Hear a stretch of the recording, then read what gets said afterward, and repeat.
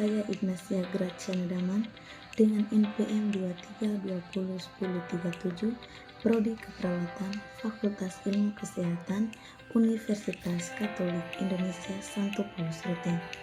Kali ini saya akan menjelaskan materi tentang masalah sampah. Yang pertama, masalah sampah.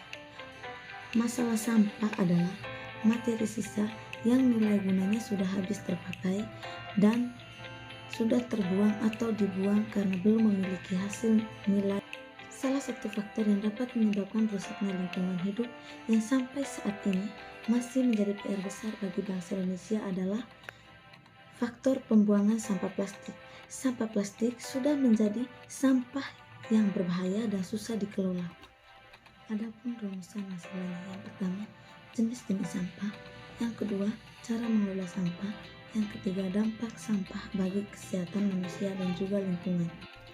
Adapun tujuan mempelajari masalah sampah yaitu untuk menyelidiki dampak lingkungan dari peningkatan produksi sampah plastik di masyarakat modern. Fokus utama penelitian adalah menganalisis konsekuensi negatif terhadap ekosistem dan kegiatan penggunaan plastik. Selain itu, penelitian ini juga akan mengeksplorasikan solusi berkelanjutan untuk mengatasi sampah plastik, termasuk pendekatan pengelolaan sampah yang inovatif dan perubahan perilaku konsumen. Penjelasan tentang masalah sampah. Yang pertama, jenis-jenis masalah sampah. Yang kedua, cara mengelola sampah. Yang ketiga, dampak sampah bagi kesehatan manusia dan juga lingkungan. Yang pertama, jenis-jenis sampah. Yang pertama, sampah organik. Yang kedua, sampah anorganik. Dan yang ketiga, sampah racun. Yang pertama, sampah organik. Sampah organik ini sampah yang berasal dari alam dan dapat didaur ulang dan dimanfaatkan untuk menjadi pupuk yang menyuburkan tanaman. Yang kedua, sampah anorganik. Sampah anorganik ini sampah yang tidak membusuk dan dapat didaur ulang. Contohnya, botol plastik yang dapat menjadikan bunga. Yang ketiga, sampah racun. Sampah racun sampah yang berasal dari limbah pabrik dan rumah sakit. Sampah racun mengandung bahan kimia. Jika sampah racun dibuang sembarangan, dapat meracuni ekosistem lingkungan. Yang kedua, cara mengelola sampah. Cara mengelola sampah, kita dapat melakukan penerapan 3R. Reduce atau mengurangi, reuse penggunaan kembali, dan yang ketiga recycle mendaur ulang. Reduce atau mengurangi. Reduce artinya mengurangi penggunaan produk yang dapat menimbulkan sampah. Yang kedua, reuse yaitu penggunaan kembali barang-barang yang masih digunakan. Yang ketiga, recycle. Recycle itu mendaur ulang sampah-sampah untuk dijadikan barang-barang yang digunakan kembali. Yang ketiga, dampak sampah bagi kesehatan manusia dan juga lingkungan. Yang pertama, dampak bagi kesehatan manusia. Pengelolaan sampah yang kurang memadai merupakan tempat yang cocok dari beberapa organisme seperti lalat dan anjing yang dapat menyebabkan penyakit diare, kolera tifus yang menyerap secara cepat karena virus. Yang kedua, dampak terhadap lingkungan. Cairan rembesan sampah yang masuk ke dalam sungai akan mencemari air. Jenis organisme akan mati, salah satunya adalah ikan. Yang berikut solusi yang ditawarkan. Yang pertama, kurangi, gunakan kembali, dan daur ulang atau melakukan konsep 3R. Yang pertama, dilakukan melalui pengurangan penggunaan material. Yang kedua, pengomposan. Pengomposan bisa diartikan dengan proses pengurangan senyawa yang terkandung dalam sisa bahan organik dengan melakukan perlakuan khusus. Yang ketiga, energi alternatif dari limbah.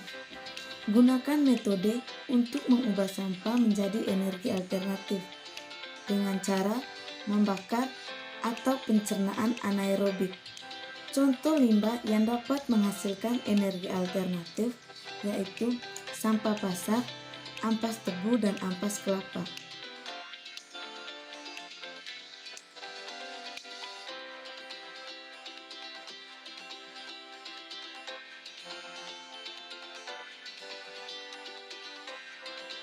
Yang berikut kaitan sampah dengan pandangan agama Katolik.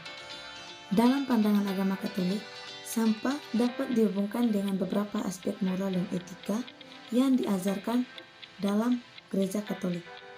Beberapa aspek yang relevan yang melibatkan, yang pertama, tanggung jawab gereja, yang kedua, cinta terhadap sesama, yang ketiga, dukungan terhadap keadaan sosial. Yang pertama, tanggung jawab lingkungan.